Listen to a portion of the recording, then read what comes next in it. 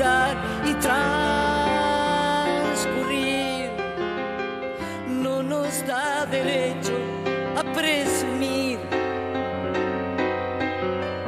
porque no es lo mismo que vivir, honrar la vida,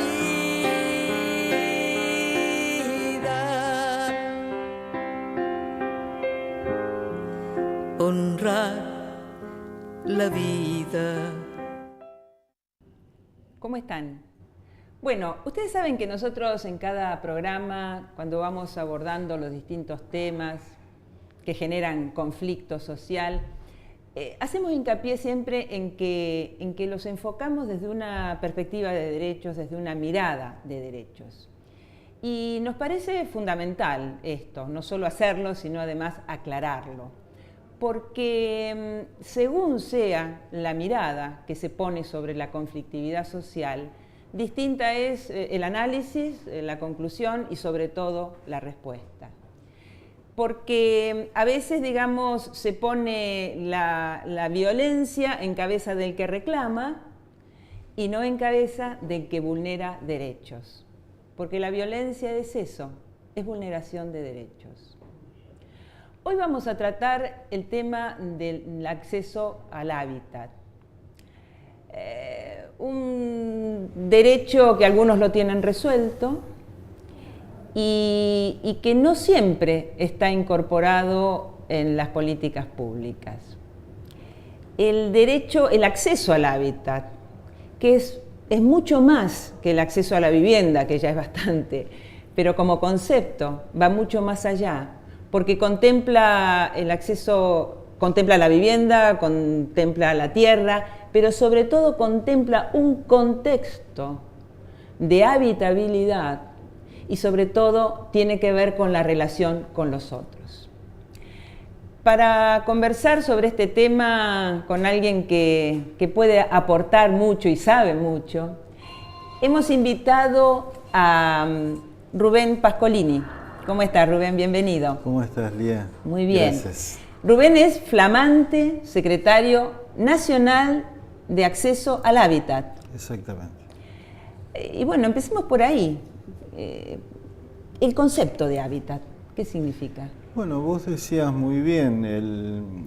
Primero que es muy bueno que el gobierno nacional haya decidido adjudicarle un nombre así a una Secretaría de Estado, ¿no? Yo creo que es un paso adelante en el reconocimiento a un concepto que es mucho más que la vivienda, que el lugar para la residencia, que las infraestructuras, que la infraestructura para la movilidad de los servicios públicos, que implica identidades, relaciones sociales, implica una complejidad en el sistema de relaciones y una complejidad en los distintos lugares que necesita el ser humano para habitar, ¿no? Entonces, realmente haberle puesto este nombre creo que es un paso adelante que da el Estado en reconocer esta complejidad y hacerse cargo, ¿no? Que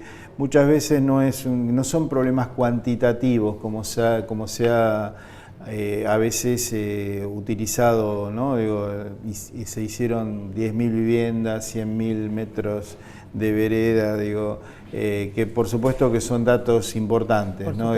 No todos los gobiernos construyen o los proyectos políticos se dedican y destinan presupuesto de la misma manera. Pero me parece que en este caso el gobierno nacional decidió dar un paso adelante y reconocer ese sistema de complejidades y además crear una secretaría que intervenga con una metodología que dé cuenta de este sistema de complejidades. ¿No? Vos, por ejemplo, recién hablabas del conflicto, ¿no? No todos los paradigmas consideran al conflicto de la misma manera, ¿no? Hay paradigmas que consideran que el conflicto es una anomalía, una disfunción en un sistema que está bien. Normalmente son proyectos que apuestan al status quo, son conservadores, digo, que defienden asimetrías, ¿no? Para nosotros el conflicto, y para este gobierno, digo, desde que asumió en el 2003, el conflicto es expresión de algo que no está bien, digo, ¿no? Por lo tanto, el conflicto no termina cuando se levanta el piquete. El piquete es como un síntoma de un cuerpo que está enfermo y que se expresa de esa manera. Después hay piquetes y piquetes, digo, todo eso es un debate más finito, ¿no? Digo, pero nosotros cuando vemos un conflicto, por ejemplo, en una situación con la que convivimos habitualmente, como es la de ocupación de tierras, que muchas veces son tierras privadas o son tierras de los distintos estados, pero que los ocupantes no tienen la titularidad del dominio de esa tierra, vemos un conflicto, pero vemos detrás de eso, bueno, también deficiencias, ausencias por parte del Estado que son estructurales, ¿no? Digo, en términos de políticas de suelo urbano, políticas de vivienda. Una pregunta, porque yo lo tengo armado de un modo. La Secretaría, digamos, tiene como antecedente la Comisión Nacional de Tierras que se creó en el 2003.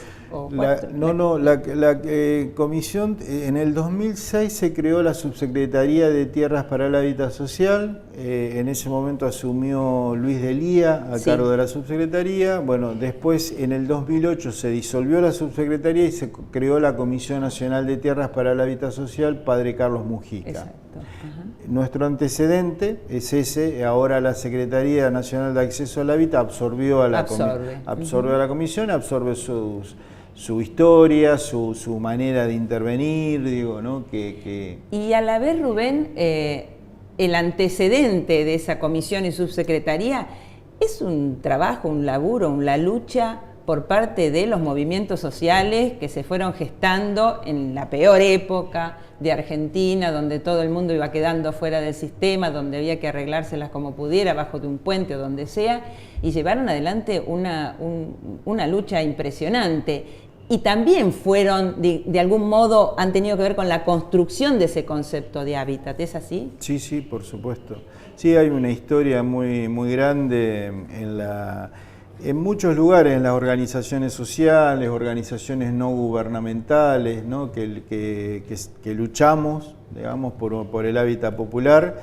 Cuando, como decía Néstor Kirchner al principio de su gestión, cuando nos reconocía y decía, bueno, estas organizaciones sociales que se hicieron cargo de lo que el mercado no hacía porque no le interesaba y de lo que el Estado tampoco hacía porque en realidad estaba al servicio de otros intereses, del ¿no? mercado.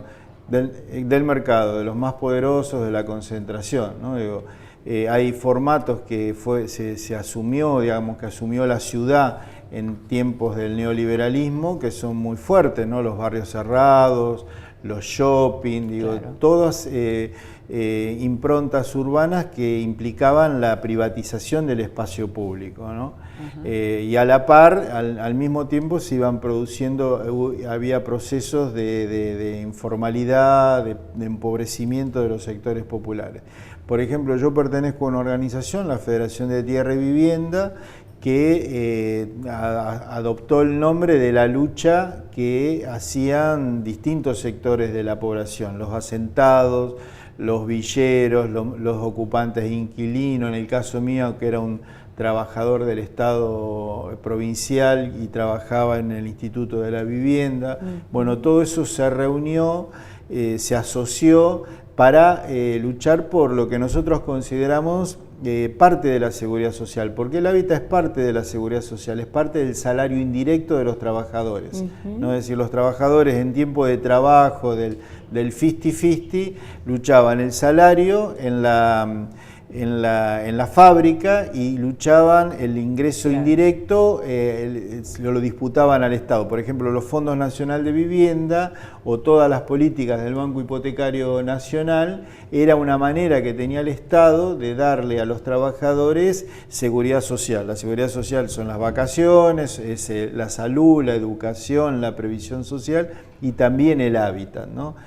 Hoy en esa seguridad social se da a través del plan Procrear, del millón de soluciones habitacionales que se hicieron a través de la Subsecretaría de Desarrollo Urbano y Vivienda, de todo lo que hizo la Comisión Nacional de Tierras en términos de producción de suelo urbano, muchas veces en términos de intervención en conflictos. Intervenimos en aproximadamente conflictos que involucran a 300.000 familias. Eso me gustaba preguntarte particularmente, porque hace relativamente poco tiempo que yo me enteré, y a raíz de una consulta que hice sobre un conflicto puntual, me empapé, digamos, de la función que cumplía bueno, hasta ahora la comisión, que me pareció impresionante, una cosa no conocida en general. La sociedad no conoce ni que existía, ni qué es lo que hacía y desde dónde abordaba toda la conflictividad. Y en realidad yo lo que tenía era por ahí lo que tiene la mayoría de la población. Un día aparece en televisión un conflicto, violencia, se instalaron en un barrio, no sé qué, como si la gente por gusto, digamos, dejara su casa bien puesta y fuera debajo de una chapa a ocupar un predio. Mucho, obviamente, ¿no? Con toda la manipulación de los medios, los grandes medios de comunicación, y un buen día desaparece el conflicto de la televisión y uno no sabe qué pasó. Entonces me acordaba, por ejemplo, porque me empezaron a comentar cómo habían evolucionado esos conflictos hasta la resolución definitiva, el caso de Bariloche, que tuvo tanta resonancia. Entonces me parece interesante, digamos, que puedas comentar eso. Yo he tenido acceso, creo que una parte de algunos de los conflictos que han ido resolviendo, que han implicado 4.000 familias por un lado, 1.000 familias por otro. Me gustaría que nos dieras un panorama. Creo que están pasando algunas imágenes de encuentros y en qué contexto social y humano se va llevando adelante el trabajo de ustedes. Pero contanos algunos casos. Perfecto. Bueno, a ver, se me ocurre contar un caso que es muy paradigmático en el 2008, el 17 de noviembre del 2008, 3.500 familias tomaron 110 hectáreas en Lomas de Zamora, en un lugar que se llamaba Campo Tongui. Yo siempre digo que el Estado tenía, el 16 de noviembre tenía 110 hectáreas baldías, libres, y el 18 de noviembre tenía 3.500 familias asentadas, ¿no? Digo, ahí no hay política pública que aguante, ¿no? Claro. Digo, esas familias fueron en ese momento a la Comisión Nacional de Tierras. Bueno, los atendimos, por supuesto. Había una orden muy expresa por parte del doctor Néstor Kirchner de que había que resolver ese conflicto.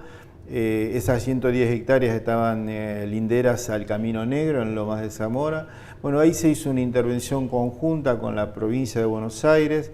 Finalmente la provincia expropió la tierra, se hizo el depósito. Bueno, las expropiaciones funcionan así. El Estado tasa la tierra, se hace el depósito para poder tomar la posesión, y después, si el propietario no está de acuerdo, comienza un litigio que, bueno, en algún momento se resuelve, ¿no? A favor del Estado o a favor del propietario.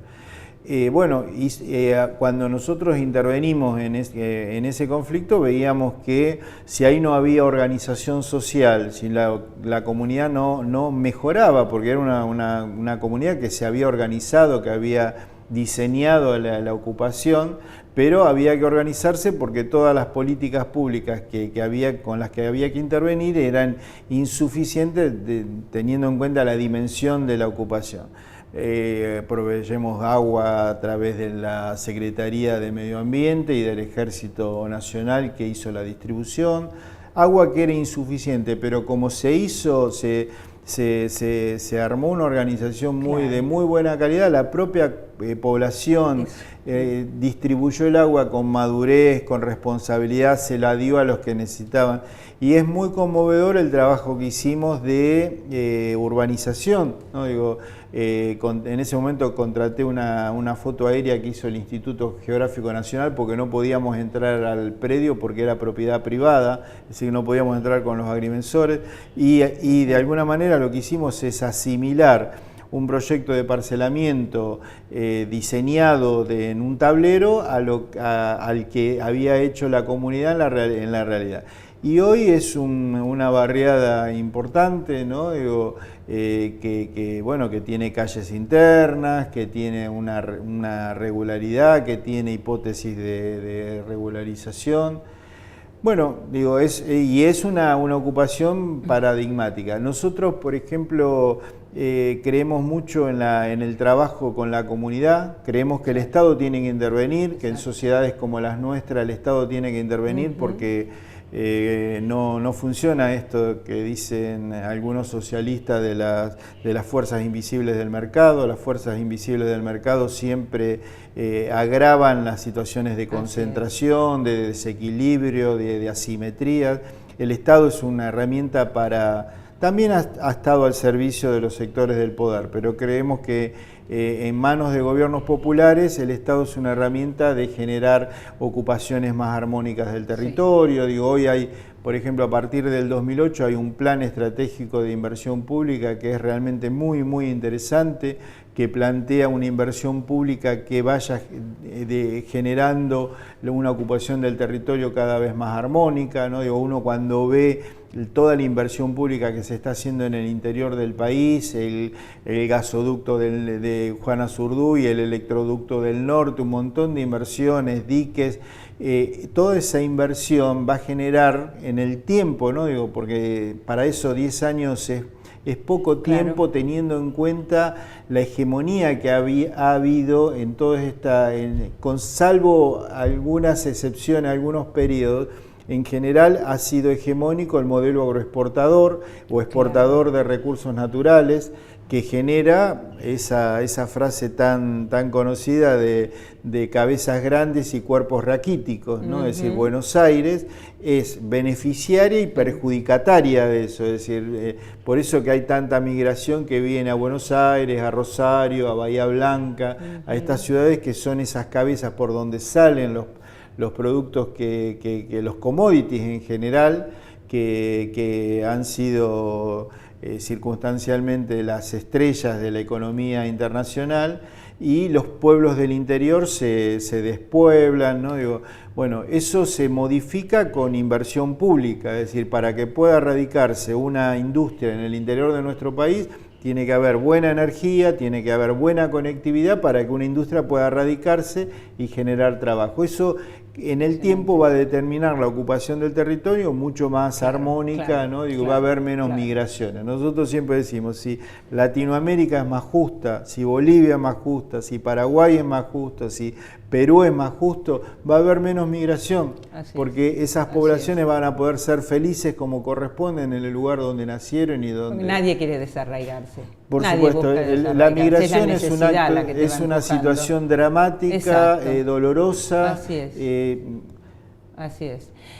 Vos sabés que cuando la presidenta anunció la creación de la Secretaría, que de algún modo explicó, digamos, cómo se iba a trabajar y a funcionar, a mí me quedó, asocié, digamos, el hecho de que ella comentaba no solo el beneficio, digamos, para aquella comunidad que se va regularizando, sino también para los barrios cercanos, que en general suelen resistir, digamos, ¿no? La instalación de asentamiento, etcétera, porque le baja el precio de la propiedad, porque no le adjudican no sé cuántos males a la gente que está en esa situación.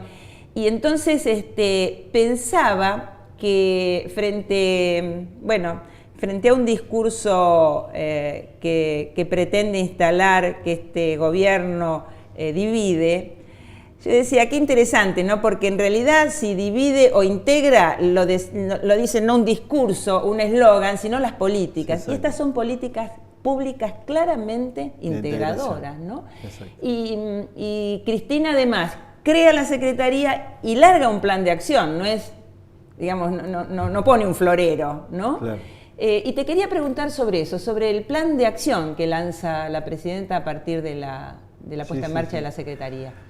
Sí, yo creo que si hubiera que resumirlo en 2 palabras, este programa de urbanización y de regularización de 100 barrios tiene que ver con lo que vos decías, integración urbana.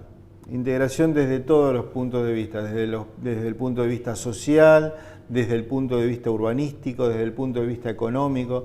Por eso la presidenta se encargó de plantear que, la integración genera beneficios directos para quienes habitan en esos barrios, pero también para quienes habitan en los barrios linderos, ¿no? Digo, hoy yo creo que frente a políticas que plantean otros proyectos de crear muros que separen, digo, nosotros tenemos que demoler muros materiales y muros virtuales, ¿no? Porque cuando uno entra a esas barriadas pobres, siente que entra a un lugar distinto, siente que entra a un lugar como que no está dentro de la ciudad, que está afuera. Y el que vive ahí también siente lo mismo. Digo, y se produce todo ese proceso de estigmatización y de devaluación, ¿no? Digo, que nosotros tenemos que por supuesto reparar, ¿no? ¿A qué vamos? A regularizar dominialmente, a que esa población tenga su título de propiedad. Sabemos que ese proceso no es un proceso rápido, es un proceso que lleva tiempo, pero lo vamos a iniciar, lo estamos iniciando.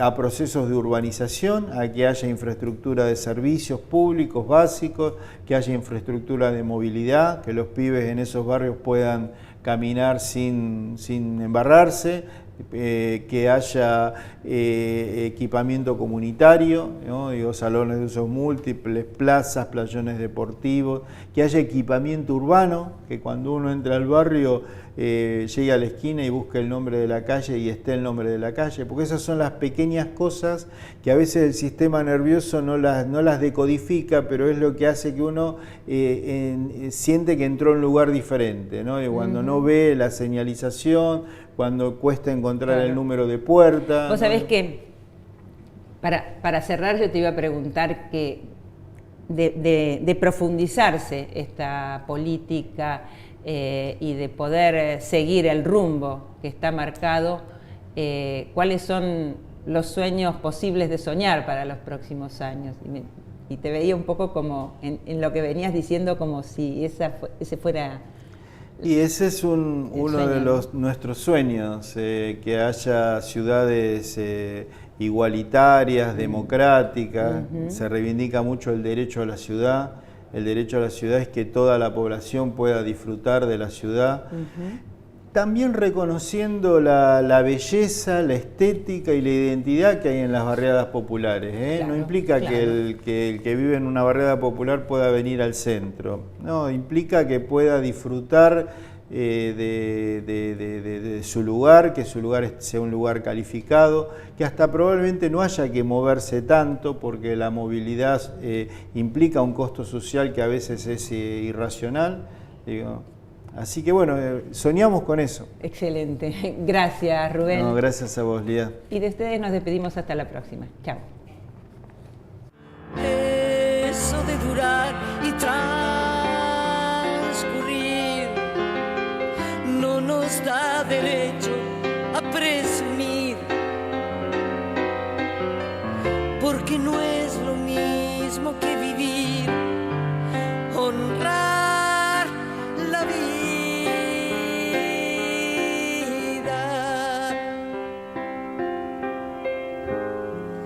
honrar la vida.